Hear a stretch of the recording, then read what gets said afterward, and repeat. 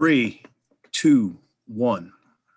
Welcome in, Life in the Red podcast. There's Sip, there's me, there's Parker. It is 4:14 p.m. here on Friday, February 4th, a little late afternoon podcast recording to take you into the weekend. Happy hour We got podcast. the happy hour podcast here on Life in the Red, here on HuskerExtra.com. We're going to talk some football. We had signing day earlier this week. We'll dive into that and what the guys heard from Scott Frost earlier in the week. We got some hoops talk to get to. Nebraska entering the back half of their conference schedule and kind of what that means, what that looks like going forward. So we'll get right into it. Signing day was Wednesday. Nebraska picked up the commitments of two more players, two skill position guys, A.J. Allen, running back, originally committed to TCU, followed, I've called him Major Applewhite, Brian Applewhite, up to Lincoln. Cool.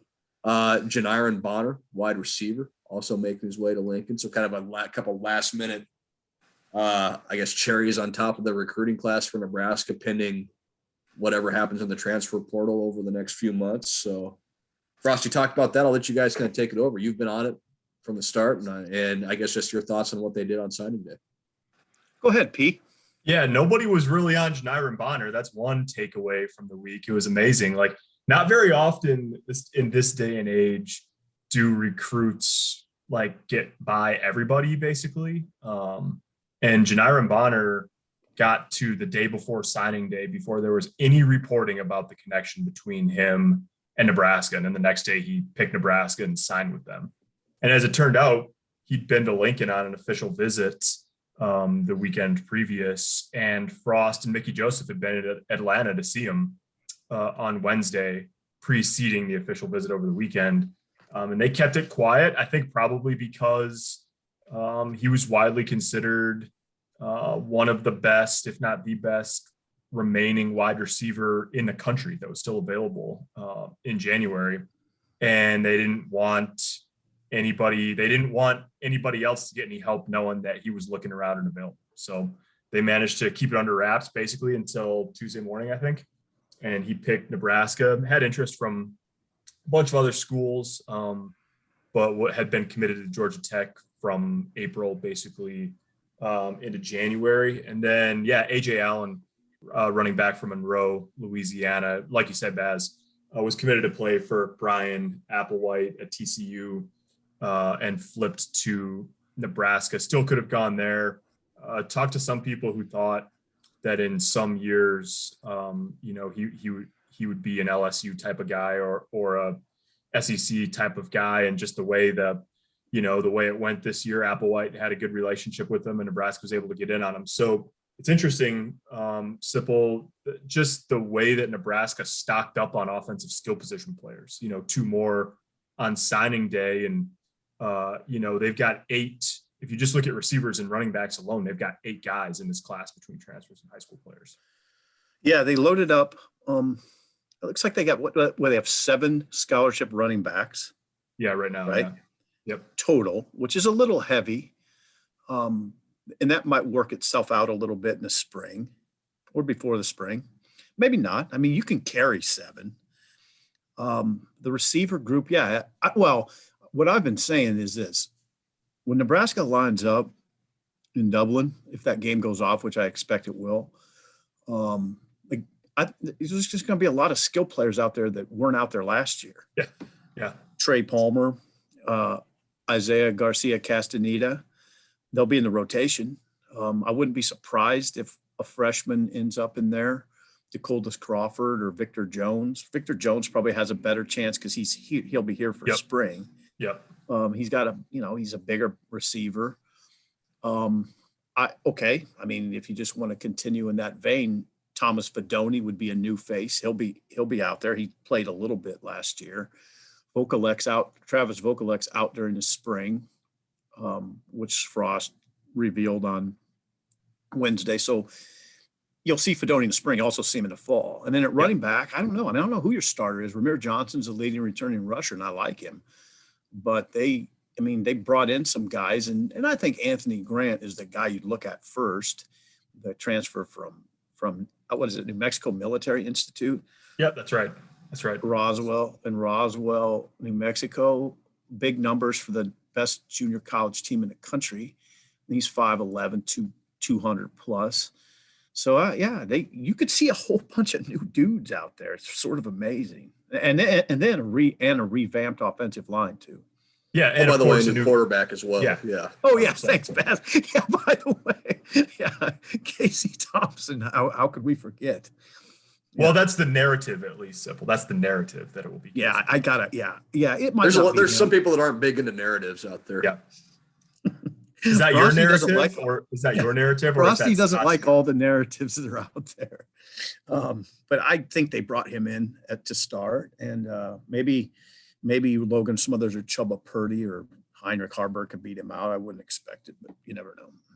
So yeah, I think it's sort of amazing that they could roll into the 2022 season with new quarterback, new starting running back, couple new receivers, new tight end, new look offensive line. Like it's just gonna, like you say, it's gonna be a lot different. The thing I'm really interested in with the running back position in particular is the way that Scott on Wednesday talked about AJ Allen. He was really complimentary of him. He said, there's a lot of running backs that can do some things. He's a guy that looks like he can do everything we want a running back to do. And he described both Allen and Janiran Bonner as guys who, as soon as you put on their tape, they jump out at you. And, what he said about AJ Allen was he didn't know anything about him until he interviewed Brian Applewhite for the job, which is interesting because Nebraska offered AJ Allen a scholarship about a week before Applewhite's hire was finalized and announced. So the timeline tracks. They interviewed him and Brian Applewhite said, I've had this guy committed to TCU. I could probably get him if you hire me or however that conversation goes. Frost said he put on the tape and AJ Allen was one of his favorite running backs in the country that he watched the entire year. And that's an easy thing for a coach to say after you sign a guy. But I mean, when you watch just the highlights that are on Huddle or whatever from AJ Allen and Monroe, and when you consider the level of competition he's playing against down there and all that, like he's pretty darn impressive. I put him in my Super Six as a late addition. The caveat to that is that he and Emmett Johnson won't be in spring ball. So you've got 7 running backs total. 5 of them will be in spring ball. You don't know if Gabe Urban's going to be fully healthy out of that group of 5.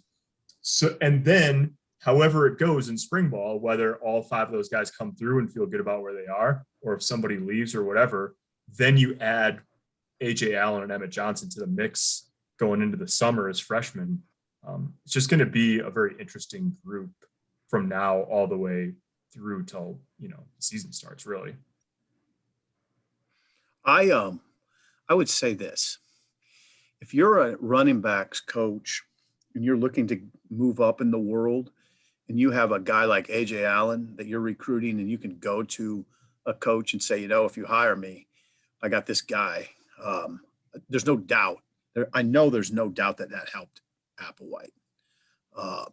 Because I was told that if, when they were looking at guys, if they can show us a guy, they're recruiting that they could bring here, that helps his picture a lot.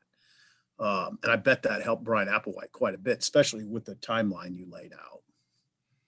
Yeah. So now, not that Applewhite wouldn't have got the job anyway, but it enhances his portfolio, so to speak. Yes, certainly helps. Yeah. So now you've got 7 scholarship running backs and 14 scholarship receivers and 5 scholarship quarterbacks. It's going to be, there's a lot to sort through here over the month of March for Nebraska. It's a lot of scholarships. And do they have anybody that can block? Do they have anybody who can block? They have 0 scholarship offensive linemen. None. Not a single huge issue. It's a huge issue. I don't think that was a cheap shot. I mean, Nebraska's offensive line struggled, and they got to get better up there. And let's face it. They did a good job. I mean, Frost did a good job with this hiring the staff and got some good players out of the portal, put together a good class. But it's a little light up front on both sides. I mean, you have to say it. And they're looking, they're looking to add, as is everybody in the free world. They're looking for offensive lineman, a defensive lineman, and a pass rusher. And they, you know what? I hope they have some inroads because they need it. They need it. Yeah.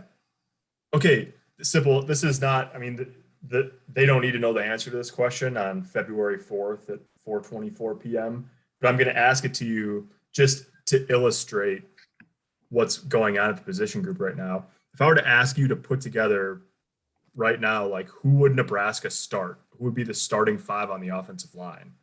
Like, where would you even begin that conversation? Well, you have to begin the conversation with two of the critical players. You don't know what their availability. Well, one of them, Turner Corcoran, you know what his availability will be like this spring. He won't be available. Right. Turner Corcoran has a shoulder issue apparently, and will miss the spring, according to Frost. I don't know. I mean, what do you think Teddy Prohaska's availability will be? I mean, those guys, Frost said those guys will be around and they'll be able to learn and be in meetings and stuff. But I don't think, I mean, Prohaska's working out with the team now. And I think Corcoran probably is to like some degree. He's around at least. But like, I don't think they're going to push Prohaska to like real far physically in spring ball. Why would you? Like, why would you with a guy that young and that big and that important to what you're doing in the future? Right. I get it. I understand what you're saying, but okay, you took Corcoran out of August. Yeah. I mean, because of a leg injury. Now he has an upper body injury and he's going to miss spring. That's critical developmental time. Yeah. Those guys need development. I know that you got to hold Prohaska out, but he's still these guys are young guys that this is key developmental time that they're missing. Oh yeah. But that's where you start. I mean, those are the two best guys. So besides that, I don't know. I just don't know what to say about left tackle right now as it stands. A left guard. Where does Nordine Noeli fit into that? He fits in. I'd say Noeli fits at left guard. Yeah. Where does Bryce Bennett fit? Does he fit? Where does right? Oh, yeah. You got the new guys, Kevin Williams and Hunter Anthony, the two transfers. Are they guards or tackles? Like, this is all, if you're Donnie Raiola, as they call him, you could look at this two ways. You could look at it like, man, I'm walking into a mess here. Like, or you could look at it as like, you got a whole room of a lot of young guys and some talent. And then you can pretty much do whatever you want at this point with, there's not many guys except for Prohaska, I guess, if he was healthy, but he's a true freshman who played in 5 games, a couple of them one or two snaps only. Like, nobody in that room can say to you, well, coach, I'm the right tackle or whatever. You know what I mean? Like, he's got pretty much full license to reimagine that room how he wants to. Now, that's a heck of a challenge. I'm not saying that's unilaterally a good thing, but it just is going to be interesting to see how he sees that room and how he sees guys in terms of what position, like what is Ethan Piper? What is Nuili? What is Kevin Williams Jr.? Like, all of these guys have played different positions over the course of their careers so far. And it's going to be interesting to see how they go about sort of beginning the process of sorting out who goes where. Yeah, I mean, we don't know who the center will be. I mean, they lost Cam Jurgens. I can't tell you right now who that will be. There was some legitimate talk about Turner Corcoran taking over the center spot. Now, I wouldn't even think about that right now. I mean, I just don't even know how that could be in the conversation if he's going to miss spring. So is that Ethan Piper? There's Hickson is back. It could be Hickson. I'd say those two guys are the lead candidates. You could play Noeli at center too, but I would start if I were Raiola with that position right there. You got to figure out the center, and I feel a little uncomfortable talking about Teddy Prohaska as if he's the glue. I mean, he's a freshman who's played 5 games. I mean, but that's kind 2 of of them. He was just like a jumbo tight end. Yeah, he's like a tight end for 2 of them. Yeah, exactly. That's exactly what I was going to say. Yeah, so it's a little strange talking about a guy like that in those terms. So yeah, Raiola's got a big job. I mean, come on, all those skill guys. It doesn't make all that much difference what kind of skill guys you have. Obviously, if you can't block. So Raiola's got let's see the what biggest job on the team this spring. I don't think there's any doubt about that. Like it's the most. I think you're got the right. most stress. It's got the most attached to it. Like you said, Sip. Doesn't matter Yeah. how good those skill guys Yeah. are if nobody can block for them. Hey, Baz, that sounds like a column. It does. It maybe that's Monday. I'll tell you what. It really was pronounced during the postseason. I thought what the trenches mean. I mean, if you watched, Michigan bulldoze Ohio State in the game, it was really pronounced what was happening up front. Michigan just plowed them. And then if you go to the college football championship games at Final Four, that's what it was about. Cincinnati too small up front to stop Alabama's running game. Georgia just overwhelmed Michigan in the trenches. And I was thinking the whole time, I hope Frost is watching this because it drives home the notion that even at those very best teams in the country, where they're winning is up front. So I guess what I'm telling you is Nebraska has a long way to go. Maybe not as much at the skill positions as in those trench positions. Yeah, it's gonna be fascinating to watch. Well, should we talk? We just talked a lot of stuff. We should probably talk the quarterback situation.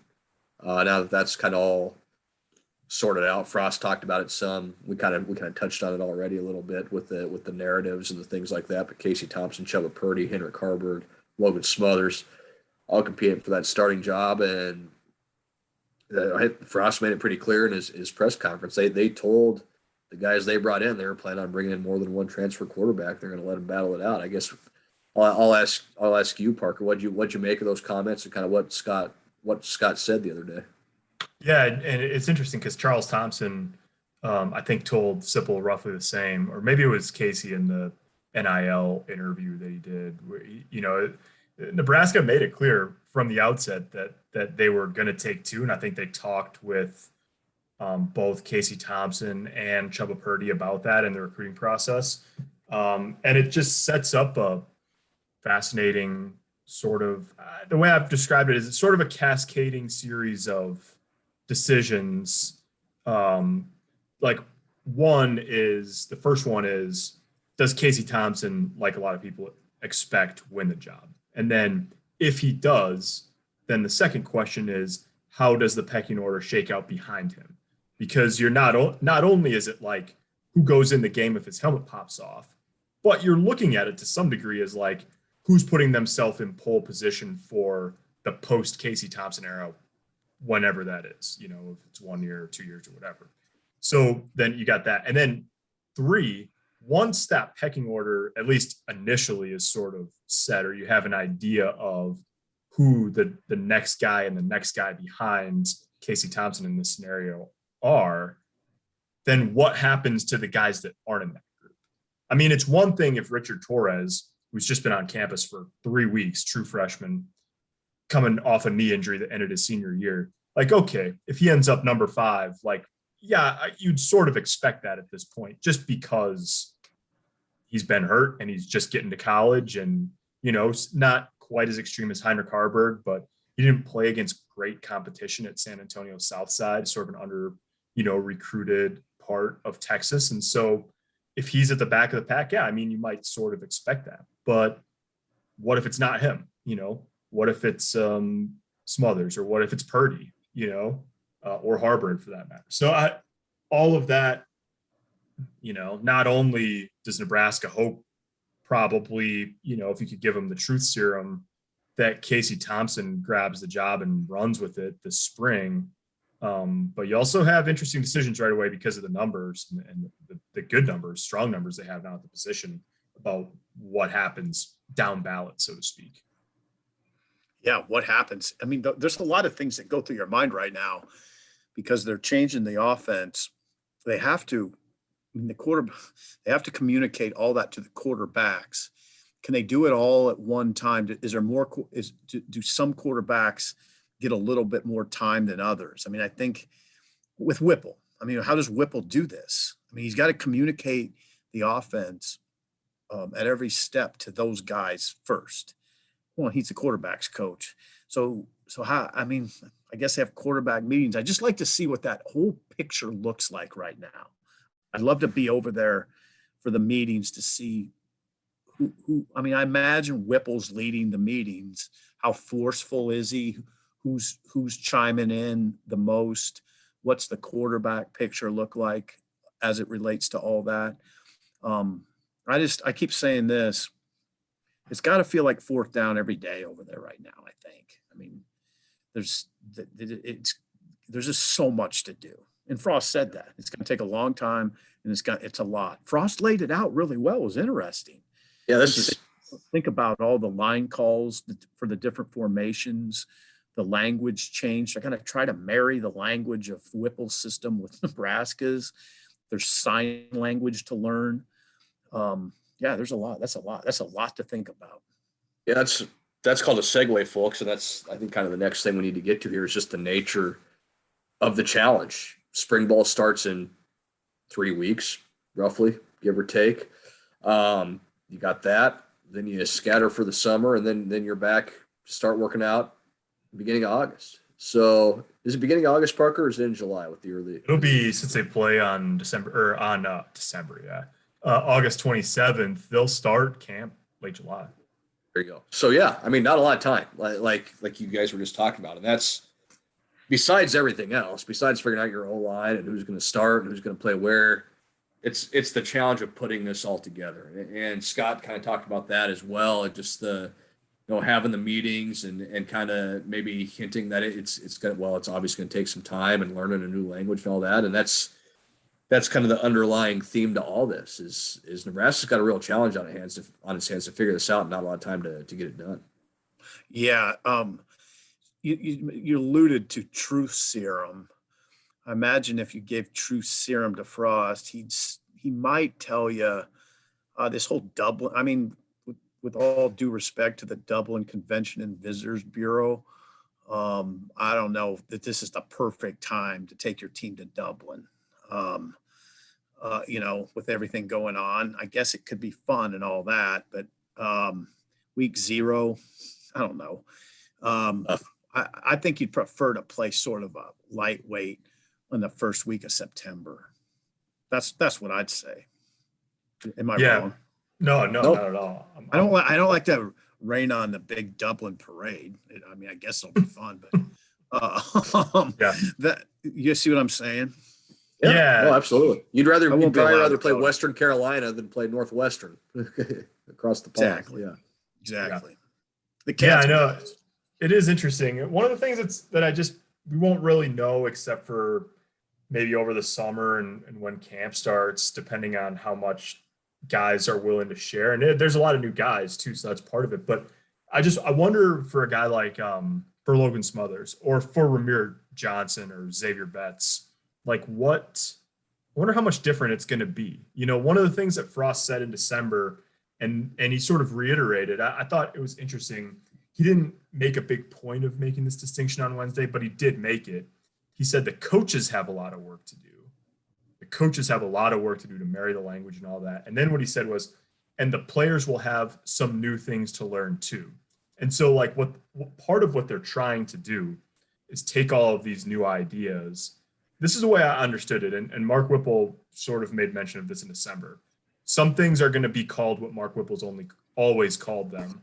But I think that Frost's ideal here is that they're going to take all of these new ideas and as best they can, translate them into the language that the Nebraska players already speak, for lack of a better term.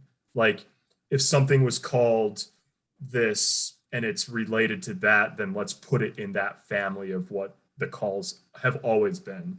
That's not going to be perfect, obviously. There's going to be new stuff for the guys to learn. There's going to be some new concepts and all of that, probably particularly in the passing game in terms of, Mark Whipple's influence. But man, I mean, it gets trickier if you're sending not only the coaches back to the drawing board, but the kids entirely back to the drawing board too, to try to learn an entire new language over the offseason. So the more they can keep that stuff streamlined, I mean, it's not going to be fully streamlined, but the closer you can keep it to sort of the universe that those guys have lived in, the better, as long as you're actually getting implemented what you want to. Good point. I'll tell you, what comes to mind is this. If, I mean, I don't like to do this where you tell coaches how to do their jobs, since I've never Go for it. coached a team or Please do, ran though. even a Casey's mini mart, whatever. But I think what you come out of right now, you come out of February, going into February 28th, start of spring ball, with the idea that we have to make this as easy as humanly possible for the players. Yeah. I mean, I think that the coaches have to really shoulder the load and try to make it as streamlined as possible, not make it, not junk it up too much, and know what the hell you're going to do, which I've heard already, that Whipple is good that way, that this is what we're going to do. What I would say is, you can't have a lot of meetings where you go out of it going, all right, we didn't really get anything done on that. We'll get to that next week. Now, there's not a lot of time to mess around. I mean, you gotta, in Whipple, what I've heard is he's a lot like Charlie McBride, where this is the way we're going to do it. We're going to do it. This is how we're going to do it. We're going to decide this today. We've got it. Now we'll go forward. There's got to be a lot of that, and not a lot of mealy mouthing around. Well, how about we figure this out the first week of spring? Good luck. I mean, I think the product, if you do a lot of that, then the first week of September, you'll notice it pretty profoundly. I think this is like a tangible thing that you can point to about why Casey Thompson may have an advantage in the quarterback race too. Yeah. Because he's a fifth-year guy. I mean, he's 23 years old. And what the book on Whipple has been, that he's really demanding of his quarterbacks. And I think when you combine that with what we've heard, I mean, the thing about Frost's offense, it was supposed to be like, when he first got hired here, the deal on it was supposed to be player friendly, right? Quarterback friendly. It's really easy for quarterbacks to play in. It's really easy for playmakers to play in. And then as we went along, it was like at running back was like, well, it's hard for young guys to play. And Matt Lubick said a lot of times, it's just hard for young receivers to play in this offense. Like, why is that? Yeah. Why is it so hard to get young guys on the field at those positions? And so the more that under Mark Whipple, the faster Casey Thompson and that group, but in Thompson in particular, the faster they start to get it down and the faster that they can orchestrate it, the easier it is for everybody else. The more, Mickey Joseph talked about not coaching the athleticism out of receivers at LSU. Like, the more they can just let those guys go out, and of course you have to comprehend it and understand it and all of that, but like, it just, I don't know. It's part of the reason why I think Casey Thompson's going to be hard to beat, because he's been around the block. He's played in a couple different offenses. They all are, but I just tend to believe that he's got the best chance of getting this stuff down quickly to help a lot of other new players sort of get up to speed. We've touched on this before, but like, how boring and vanilla is the spring game going to be when we get to like an offensive standpoint? Yeah. Like, we're not going to see anything for a couple reasons. One, they don't want to give anything away. Two, they probably won't know a whole lot yet. Like, they probably won't have a whole lot installed yet. Like, and so it's going to be very, very basic, very straightforward. And you know what?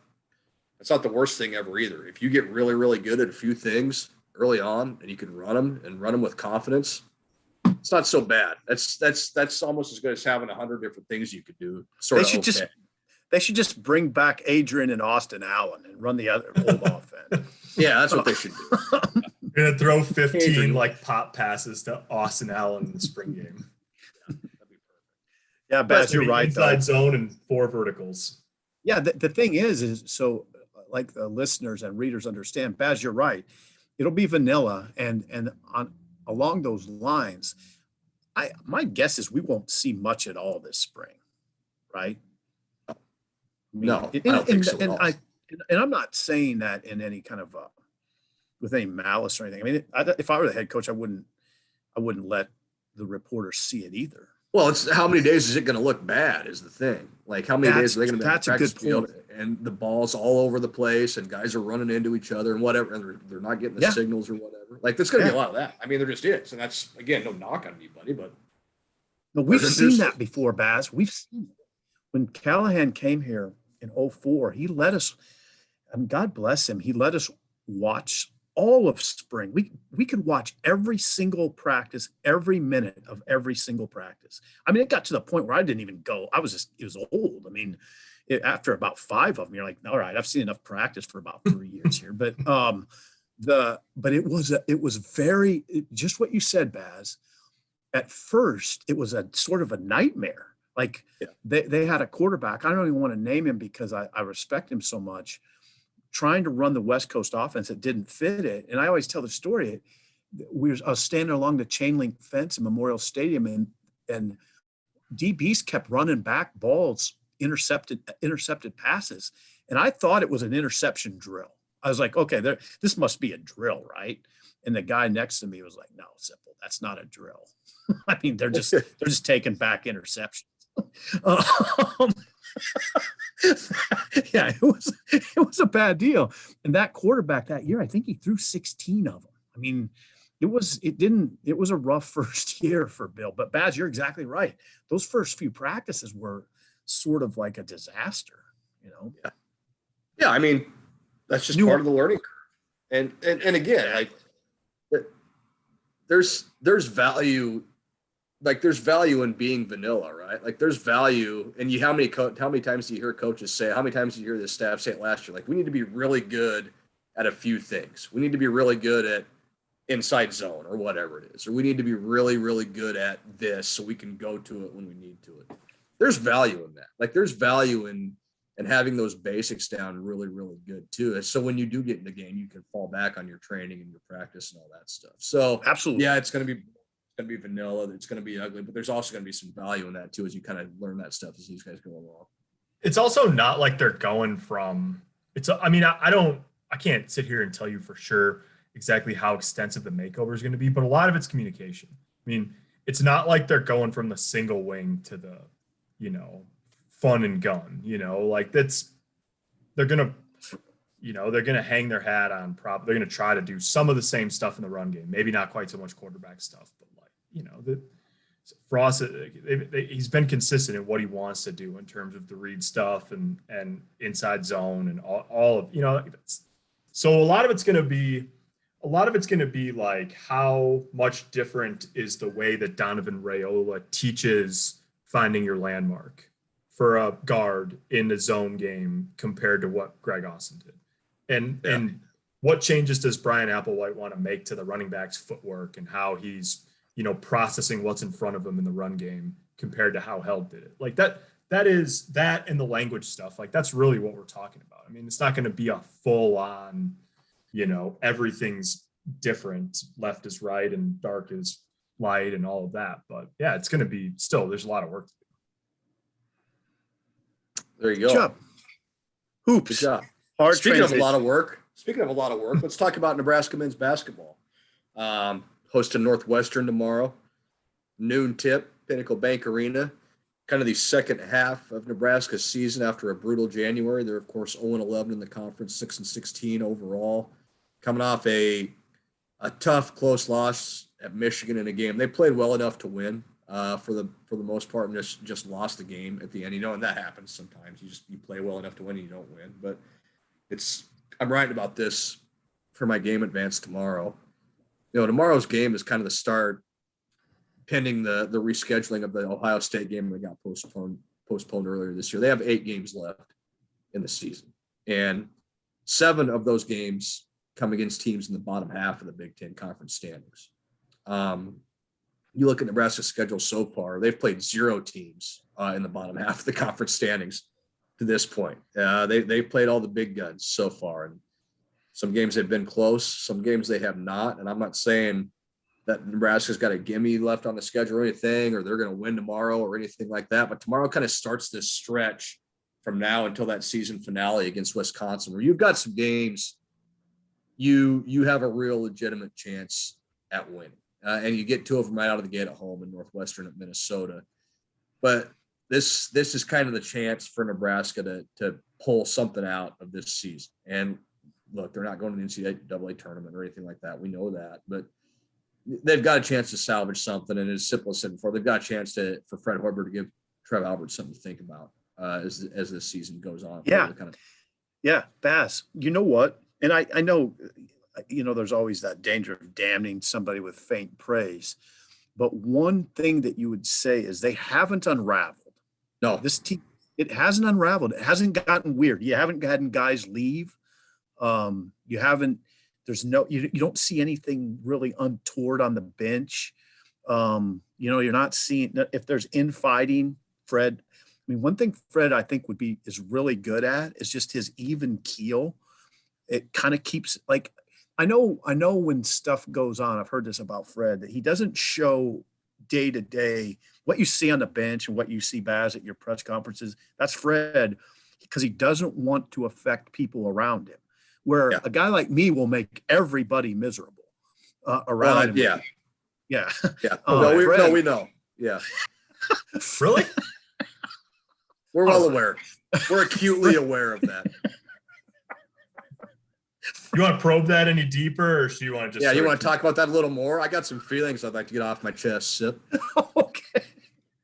No, I don't want to talk about it anymore. Okay, fine. Screw that. Screw that. Fred will keep it to himself, so lest everybody around him feels okay. Look, that helps. I mean, that helps. It's the issue with that is when you're winning, you go, God, even keeled coach. That's great. These guys don't get too up for anything. This, that, the other thing. When you're 0-11, where's the fire? Why is he I know where you're going. Yeah. Very end? Why is he throwing a chair? I mean, that's just the nature of the beast. But the only other way it doesn't help is if it's what precipitates players saying things like Kobe Webster said on a radio show, where it's like, you can be even keeled, that's fine, but you also have to be where accountability in the program starts. Yeah, sometimes you do have to kick somebody in the butt or whatever. Yeah, no, there's no doubt. But look, the fact of the matter is, Nebraska's got 3 of its next 4 at home. 3 games they can win. The road game's at Iowa, who hasn't exactly been lighting the world on fire, and then at Northwestern after that, and then a home game against Iowa, and then at Penn State, where you won last year. You don't look at any of those games and go, God, Nebraska's got no chance in any of those games, especially after how they played the other night, even how they played against Rutgers by and large. And we've talked about this before. Like, look at all the chances Nebraska gave itself in January to win games, and was, we don't have to recount them all here, but Michigan, of course, Rutgers, Ohio State, the first Indiana. Like, they had these chances against teams that are NCAA tournament teams, top half of the Big Ten teams. And now the margin of error maybe increases ever so slightly when you're playing the Northwesterns and the Minnesotas and the Marylands and the Iowas. Not saying it gets a lot easier, because nothing's easy.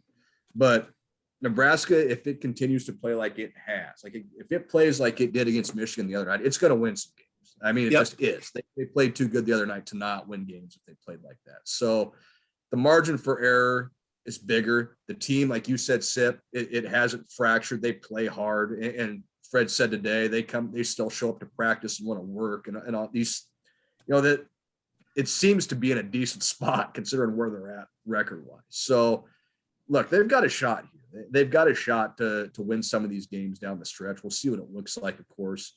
It's none of them are easy. And if they go out tomorrow, Northwestern beats them by 15, maybe that changes what it looks like over the next couple of weeks. Yep. They've got a shot to salvage. Oh yeah, Baz.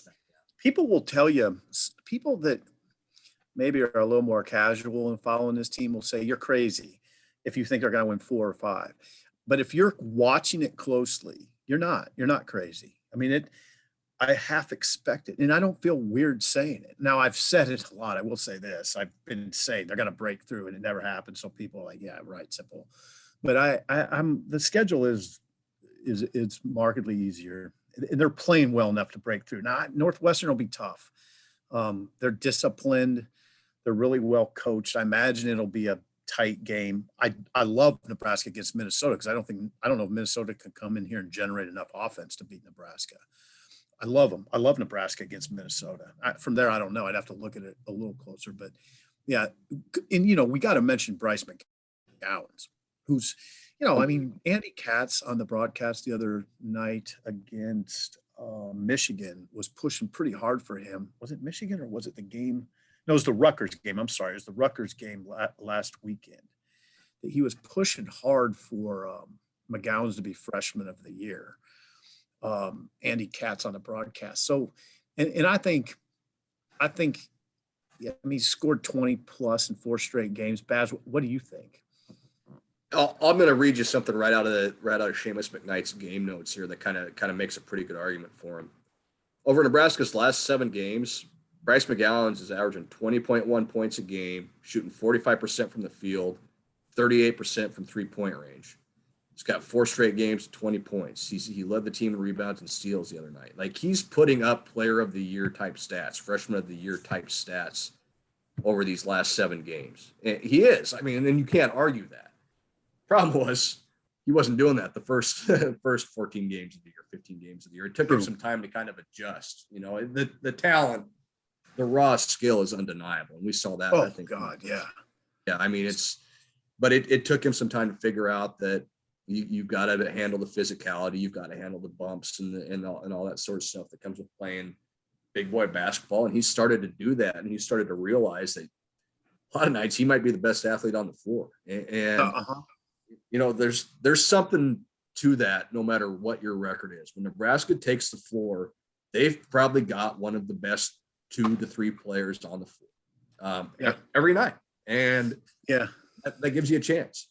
I haven't seen a player as gifted offensively as Bryce McGowan's at Nebraska. Like people say, since when? I don't know. I mean, I go back to Hoppen. I mean, Rich King, Hoppen was in the 80s. Now he blew out his knee. He would have been a higher draft pick had he not blown out his knee. He blew out his knee in February of his junior year or senior year. Hoppen was a back to the basket center, so it's a hard comparison. Rich King was the 14th overall pick in the draft, so but he was 7'1". In terms of offensive skill talent, I'd be hard pressed to find a guy that I've seen at Nebraska. It's rare. Yeah, it is. Lou was a late first round pick. Tyron, but hard comparison because Lou was a point guard, Different players. Point guard. Yeah. Strickland played 10 years in the NBA, but he wasn't drafted. It's not a great comparison because he wasn't offensively gifted like Bryce. What I'm telling you is I don't know if I've seen anybody as offensively gifted as Bryce at Nebraska. Yeah. Which is in Nebraska hasn't been that bad. I know everybody disparages the program, but they've gone through stretches where they were pretty good and had some big time talent. But man, he is a serious offensive talent. I mean, it's been really impressive to watch him kind of make this adjustment. And if he keeps shooting it like he has, look, if you were going to tell me before the year that Bryce McGowan was going to shoot 38% from 3-point range, I would have said, hell yeah, freshman of the year. And he's finally gotten to that point where he's done it now on a consistent basis for the last 2-3 weeks. Yeah, Parker always says, and he's right, he's good shooting threes, but he's best going downhill. When he's going downhill to the rim, boy, I mean, he's really creative, uses both hands really well, which is that's the thing that I really like about him is he goes left really well, which that makes him just that much harder to defend. Shot 18 free throws against Rutgers. God, he shoots free throws shot really well. 18 free throws in a Big Ten game. That's impressive for anybody. 80% plus free throw shooter. You can count on him at the line. What were you going to say, Parker? Sorry about that. Well, just that, and it seems like, and I haven't watched every minute that they've played this year or anything like that, but I just, in watching what I have the last couple of weeks, as he's sort of taken off here over the past couple of weeks, his shot selection is not perfect, and any volume scorer, like anyone who's in the position he's in, like you're going to take some tough ones because you're being asked to carry the load. So not asking for perfection from him, but it seems like he's gotten a lot better. And this is what, I mean, it happens. It takes time for young guys, but he keeps getting better at taking more and more of his shots in rhythm too. Like you see less, not none, but you see less of the 3 dribbles and crossover and step back and pull up. He takes some deep threes, but when he gets them off an offensive rebound or a swing or a kick out or whatever, like that's fine if he shoots it from 4 feet beyond the arc because he can do it. It's tougher when you're trying to create off the dribble and that's the shot you end up with. So he just, as his shot selection, at least in a non-expert opinion, has gotten better. I mean, the percentages have risen right along with it. Yeah, he gives him a shot. He gives him a shot every night. He gave him a shot the other night against Michigan. And look, if he's going to give you a shot against Michigan, he's certainly going to give you a shot against Northwestern, Minnesota, Penn State, Maryland. And so I think that's where it's at. He'll be hard. Yeah, hard to guard. I'm glad Parker said what he did because there has to be balance in the conversation. He has taken some bad shots down the stretch of games and hurt him. I mean, he took a tough one that went off the side of the backboard. Yeah, Rutgers took a tough one. Yeah. Yeah. Took it right to the center and tried to go under him against Rutgers at a critical time. Bad shot. It was just a bad shot. Now, one of the only free throws he's missed this year was against was that NC State? NC State, the one that was halfway down and popped out, where if it goes in, they win that game. And was that him? Was that McGowan's? Yeah, it was in the first overtime or the second overtime, I forget. But he got fouled 90 feet from the basket in a Nebraska down 1. Man, cashed the first. I mean, the second one was half. There's a great screenshot of it out there. The ball was halfway down the cylinder, and it popped. Yeah, it would have won the game. Yeah, would have won the game, and maybe the whole season is different if that butterfly effect. That's not the guy you're fouling late. I'll tell you. Yeah, exactly. No. Yeah, right. So yeah, it's going to be interesting to watch. Northwestern plays everybody close. Everybody. They've had one game this year in their losses that's been decided by double digits. It's just an insane amount of close games that they've played. So this is no pushover that's coming in here tomorrow. It's probably going to be a close game. It's probably going to come down to the end. Early in the season, though, you felt like Nebraska, one of the things, and, they're 0-11, so for what it's worth, but like early in the season, when they played close games, you weren't exactly sure what they were going to do. But I think even though even though you missed the one against Rutgers or whatever, like if it gets close, like they got to play through number 5. Like, I mean, they got a guy. Yeah, they have a guy that can do it now. And they will. At this point, like they know, and he knows that that's his time, right? Like if now that's interesting you say that, because if you watch the Rutgers game, Rutgers doubled him, and they took him out of a little bit. So it's a little dicey that way. You need somebody else there. I don't know if everybody can do that. Rutgers plays really good defense, and they doubled him at 2 critical times. It was interesting. And so he's got to be ready for that too. If the double team comes to get it out of his hand. Yeah. Listen to Hubie Brown here. Listen to 97-year-old Hubie Brown breaking it down. Okay. Hubie's not 97. I'm looking up Hubie Brown's age. I know he's not ancient 97. though. He's way older than you'd think. 84. Hubie Brown is 79. 88. He was born in 88 years old. No. Yeah. Born in 1933. Holy God. Just a couple years after SIP. He's going to be 89 in September. Oh my, he's held up really well. Yeah. Yes, he has. Seems like he's younger than I am. He looks younger than you. Thanks. I'm just joking. Come on. All right, guys. Should we get out of here on that note? That was a productive podcast. Fun. Yeah. That was good. That was fun. Speaking of players who've become go-tos, though, I mean, it's pretty impressive. Just a note. Women's hoops has won their last 4. Jazz Shelley, near triple-double last night, had the assists and rebounds, and just came up like 4 points shy, had a couple threes go around and out late. But they're fun to watch, in part because she can really play. I mean, she's doing of all the local teams, they're the one you point to and say they're going to the NCAA tournament. I think Creighton might be a 10 seed or something right now in bracketology, but the women are like an 8 probably, if you look at it. 8 seed. They can do it.